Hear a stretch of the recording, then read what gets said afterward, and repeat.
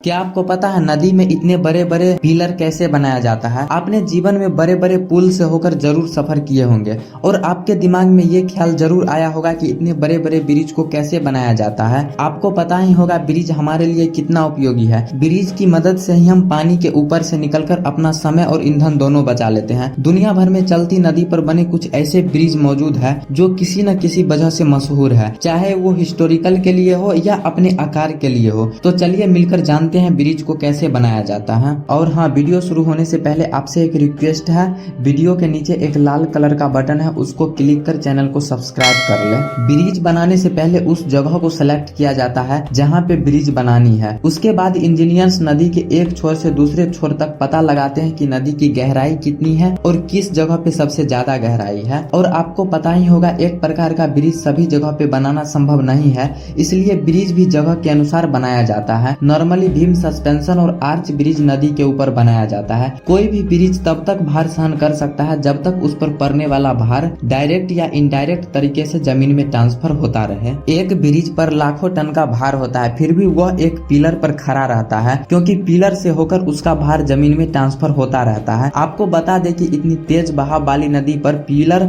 खड़ा करने के लिए इंजीनियर सबसे पहले एक स्ट्रक्चर बनाते हैं, जिस स्ट्रक्चर को कोफर डैम कहा जाता है। ये स्ट्रक्चर सर्कल या स्क्वायर शेप का हो सकता है, ये डिपेंड करता है कि हम पिलर कैसे बना रहे हैं। अगर आप सोच रहे होंगे कि ये कोफर डैम क्या होता है, तो कोफर डैम बनाने के लिए स्टील के लंबे लंबे स्ट्रक्चर को सर्कल या स्क्वायर शेप दी जाती है। जब ये बनकर तैयार हो जाता है तब इसे पानी में डाल दिया जाता है। पानी में जाने के बाद इसे सावधानी से फिट किया जाता है। उसके बाद मोटर या पंप के द्वारा इसके अंदर का पानी बाहर निकाल दिया जाता है। इसी वजह से इसके अंदर एक सूखी जगह बन जाता है। इसी सूखी जगह पर पिलर बनाना स्टार्ट किया जाता है, जहाँ पे कई सारे वर्कर मिलकर पिलर बनाते हैं। लेकिन हर जगह इस तरह से काम नहीं किया जाता है क्योंकि कई जगह पे नदियाँ बहुत गहरी होती हैं। जैसे कि समुद्र तल में ब्रिज बनानी हो तो सबसे पहले समुद्र तल में कोई ठोस जगह देखते हैं और उसको गहराई मापते हैं। उस जगह पर बड़ी बड़ी मशीनों के द्वारा गड्ढा किया जाता है, जैसे बोरवेल बनाते समय करते हैं। फिर उस बोरवेल में स्टील या लोहे का मोटा मोटा पाइप डाला जाता है। उसके बाद पाइप के अंदर का सारा पानी बाहर निकाल दिया जाता है। फिर उस पाइप में सीमेंट कंक्रीट का मिश्रण भरा जाता है। इस तरह से एक खंभा तैयार किया जाता है। एक जगह आवश्यकता के अनुसार एक से ज्यादा खंभे को आपस में जोड़कर एक मजबूत खंभा तैयार किया जाता है। जैसे जैसे खंभे बनते जाते हैं उस पे रोड भी तैयार किया जाता है। जब दो खंभे बनकर तैयार हो जाते हैं तो सबसे पहले बड़ी बड़ी मशीनों द्वारा उस खंभे को आपस में जोड़ दिया जाता है और उस सीमेंट कंक्रीट के खंभे को किसी दूसरी जगह पर तैयार किया जाता है। ब्रिज का आधा काम कारखाने में किया जाता है और आधा काम समुद्र या नदी में किया जाता है।